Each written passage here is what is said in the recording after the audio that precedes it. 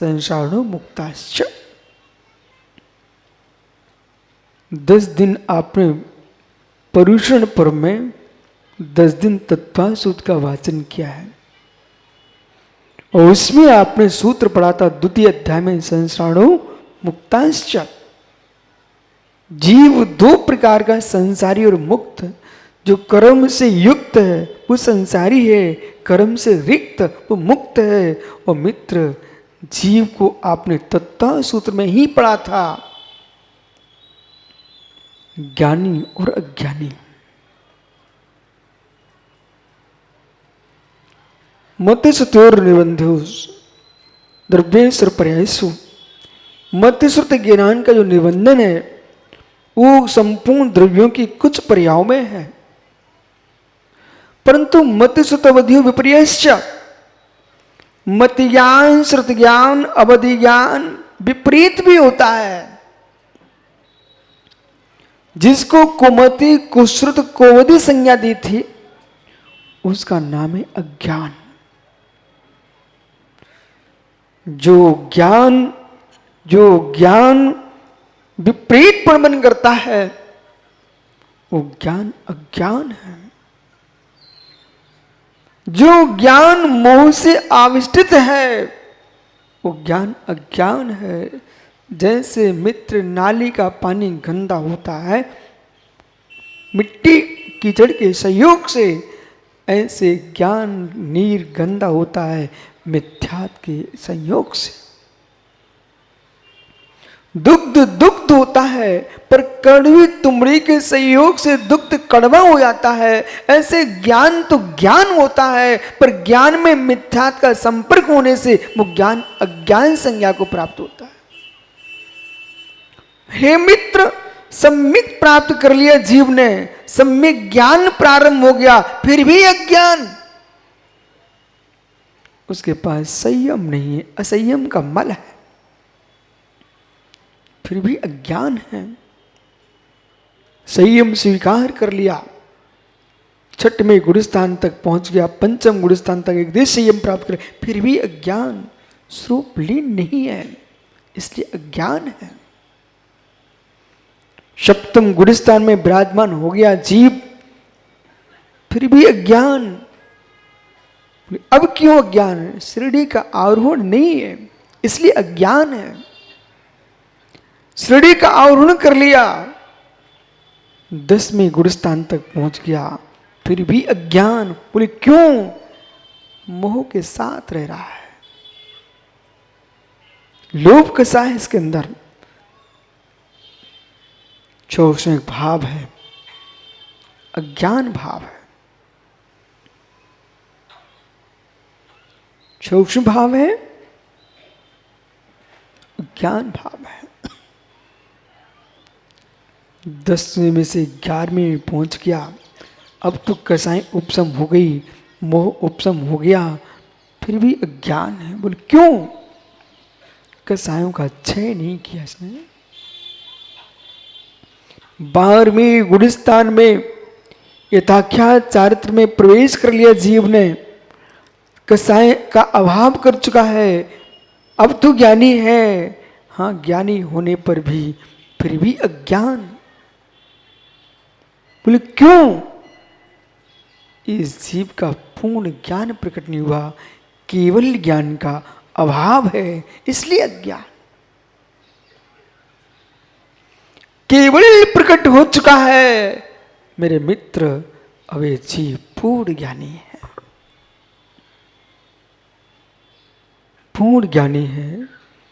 और एगद लब्धक्षर ज्ञानी, निगोदीय जीव, वो भी ज्ञानी है ज्ञानत्व की दृष्टि से। अब ज्ञानियों, यहां व्याख्यान प्रारंभ हो रहा है। उन जीवों के लिए आप द्वैत को क्यों नहीं समझ रहे हो? द्वैत के अभाव में अद्वैत की सिद्धि कभी नहीं हो सकती। द्वैत के अभाव में अद्वैत की सिद्धि कभी नहीं हो सकती है। वस्तु का स्वरूप तो तुमको द्वैत से ही समझना पड़ता है। अद्वैत दृष्टि है, द्वैत वस्तु है। सभी विद्वान ध्यान देकर सुनना, क्योंकि विषय कल से परिवर्तित हुआ है। और विजय भैया, यदि ये विषय हमारे देश के प्रबुद्ध वर्ग है, इन सबके कानों तक पहुंचना चाहिए। जितने देश में धर्माचार हैं, इन सबको सुनना चाहिए। इसलिए सुनना चाहिए, वैदिक दर्शन में ही दो मत हैं, द्वैत मत अलग है, अद्वैत मत अलग है। तो जैनी भी कमजोर नहीं पड़े, इनने भी दो मत बना लिए, द्वैत अलग है, अद्वैत अलग है। पर मित्र ठंडे दिमाग से सोचते, तुमको मत बनाने की आवश्यकता नहीं थी, अपनी मति को ठीक करने की आवश्यकता थी। मति यदि सुरक्षित है तो मत की क्या आवश्यकता। और मति ठीक नहीं है तो मत बना के तुम करोगे क्या। निश्चय नहीं अद्वैत, व्यवहार नहीं द्वैत। पर है जीव पेट पेट को नहीं जानता, वो निश्चय व्यवहार को क्या जानेगा। पेट पीठ को नहीं जानता, वो मनोज भैया चावला जी, वो निश्चय व्यवहार को क्या जानेगा।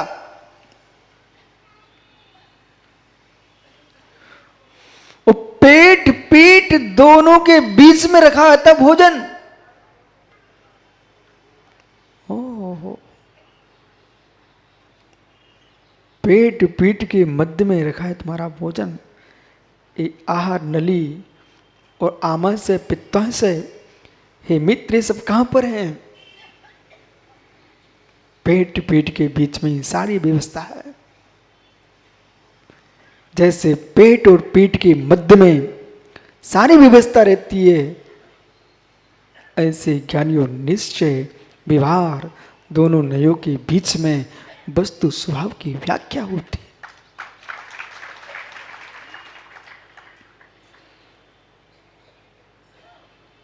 बहुत सारे लोग यूं कहते हैं, महाराज जी आप तो कहीं भी जाके खड़े हो जाते हो, उनकी तुमको पता ही नहीं है वस्तु स्वभाव का। वस्तु स्वभाव के लिए कोई नियत स्थान नहीं है। वस्तु स्वभाव के लिए संपूर्ण धरातल विश्व नियत है। वस्तु स्वभाव के लिए कोई एक नियत स्थान नहीं है। वो वस्तु स्वभाव के लिए तीनों लोक हैं। विश्व में ब्रह्मांड में से कौन सा प्रदेश है जहां पर वस्तु का वस्तुत्व ना हो।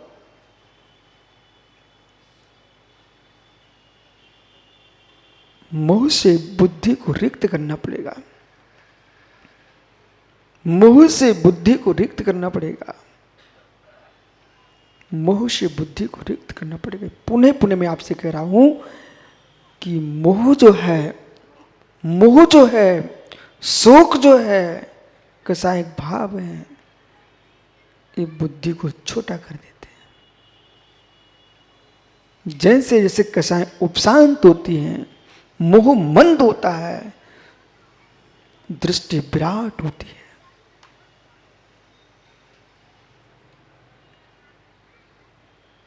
अपने कक्ष में रबसेन को मात अपना कमरा दिखता है, वहां पुत्र का कमरा भी नहीं दिखता। उसकी सजावट अपने हिसाब से करते ही वहां बेटे के कक्ष को भी नहीं देखते। और यही जीव कोई आम सभा को संबोधन करने खड़ा होता है नेता बन के, तब इनको कक्ष नहीं, बेटा ही नहीं, पूरी सभा अपनी दिखती है। यदि भारत का प्रधानमंत्री अमेरिका में है, उनको अपना कमरा नहीं दिख रहा इस समय। उनको इसमें हिंदू नहीं दिख रहे, मुस्लिम नहीं दिख रहे, सिख, ईसाई, जैन नहीं दिख रहे हैं। उनको मित्र बार बार भाई को कहना पड़ रहा है कि मैं ऐसे देश में हूँ जहाँ अनेक संप्रदाय हैं, अनेक पंथ हैं, अनेक भाषाएं हैं, उन सबके मध्य में रह करके भी हमारा भारत एक है।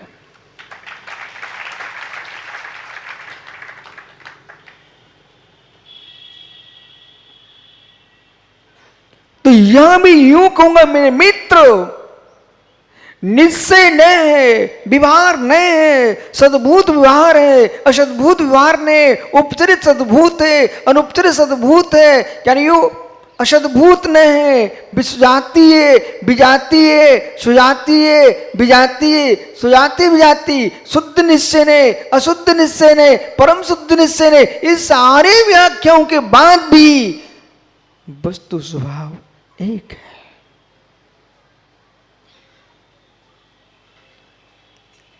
वस्तु स्वभाव एक है।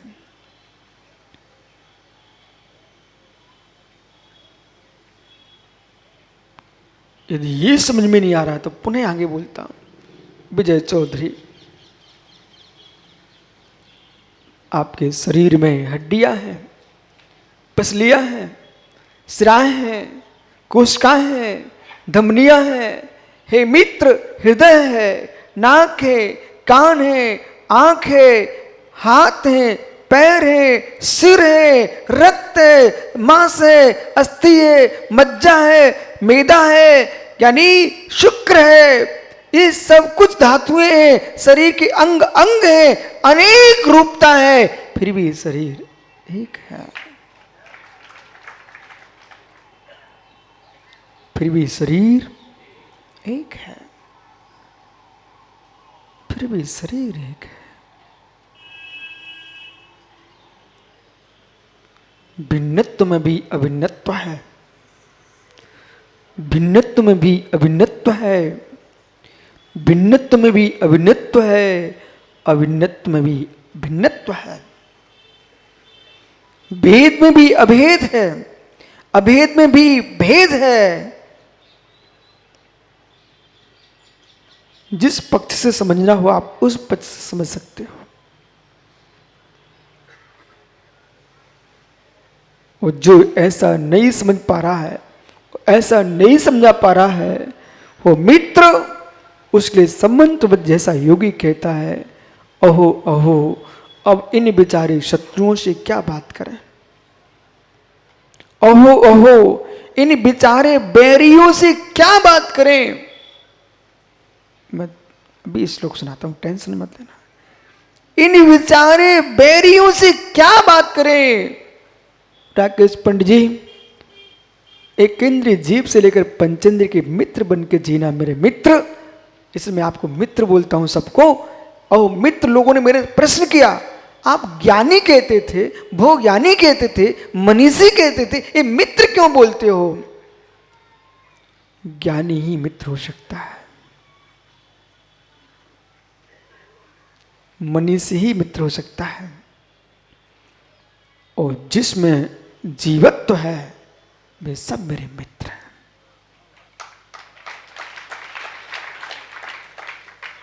जिसमें जीवत्व है वे सब मेरे मित्र हैं।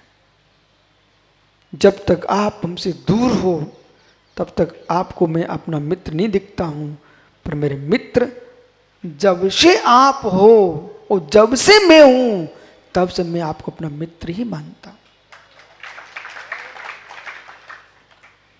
ओहो मित्र भदौरिया जी, ज्ञानी जब आप मेरे पास प्रथम दिन आए थे तब भी मैंने आपको कहां दुत्कारा, तब भी मैंने यूं ही तो देखा था। हे ज्ञानी, कुल का भेद हो सकता है पर जीवत्व में तो एक सभी एकत्व जीवत्व भूत है। सादृश अस्तित्व से देखिए एकत्व भूत है। जिसके मस्तिष्क से भेदभाव की गांठ नहीं हटी, शुद्धात्म स्वरूप की उपलब्धि कभी नहीं कर पाएगा। संप्रदाय को बना करके अलग से मंदिर बना के आप बैठ सकते हो, पर स्वात्मा की अनुभूति के लिए कोई मंदिर की आवश्यकता नहीं है, अंदर जाने की आवश्यकता है। स्वात्म अनुभूति के लिए, आत्म सुख के लिए ज्ञानियों, अलग से आपको ग्रंथों को छांटने की भी आवश्यकता नहीं है, आपको तो निर्ग्रंथ होने की आवश्यकता है।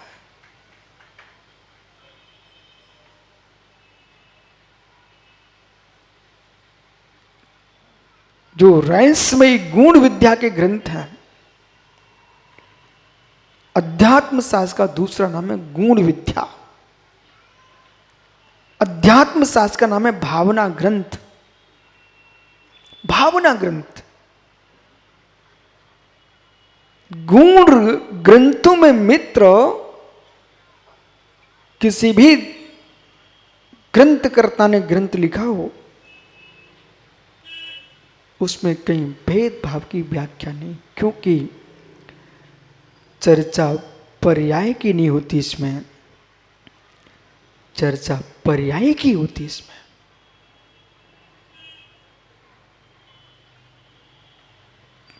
व्याख्यान जो अध्यात्म शास्त्र में होता है, चाहे समय सारची हो चाहे उपनिषद हो। रबसन भैया, जैसे समय सार को समझने वालों की संख्या बहुत कम है, वैदिक दर्शन में उपनिषदों को समझने वालों की संख्या अत्यंत कम है। जिस दिन ये सारे देश के मठाधीश उपनिषदों की व्याख्या करने लग जाएंगे, उस दिन कोई संप्रदाय नहीं बचेगा, कोई भी पंथ नहीं बचेगा, कोई अखाड़े नहीं बचेंगे। क्यों नहीं बचेंगे? क्योंकि उन ग्रंथों में जो व्याख्या है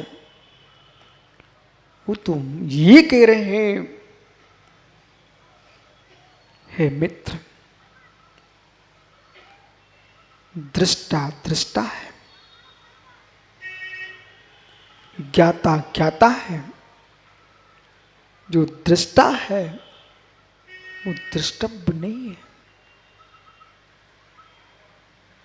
जो सबको समझना, मैं आपको वहां ले जा रहा हूं, क्योंकि ऐसा कोई विषय छूट न जाए कि आपको मैंने 4 महीने में, एक भैया कल हमसे कह रहा था, महाराज जी आगे आने वाले महात्मा क्या करेंगे भिंड में। एक कल की बात है, कल की, ये राकेश भाई, एक भाई मेरे से कह रहा था, महाराज जी आने वाले महात्मा क्या करेंगे। मैंने कहा मित्र, कुछ नहीं करेंगे, और कुछ नहीं करना ही विश्व का मूल धर्म है।